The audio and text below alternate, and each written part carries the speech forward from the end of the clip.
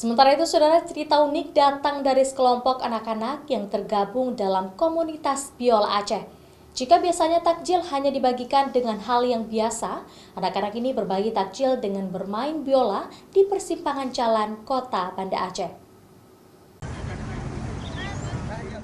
Berbagi takjil sudah menjadi kegiatan rutin di bulan Ramadan.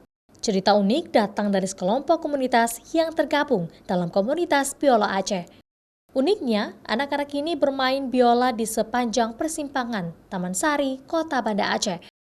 Beberapa di antaranya yang bermain biola untuk menghibur masyarakat dan beberapa anak lainnya membagikan takjil untuk yang melintasi jalan tersebut.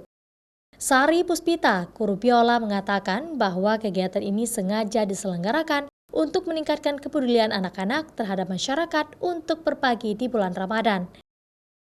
Kegiatan kita hari ini adalah buka puasa bersama dengan anak-anak komunitas biola Aceh Community.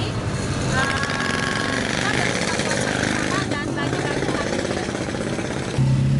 Umurnya dari mulai 5 tahun sampai dengan ada yang 20 tahun, anak-anak kuliah juga, tapi lebih dominan ke anak-anak pelajar ya, dari yang SD, SMP, SMA sampai kuliah juga.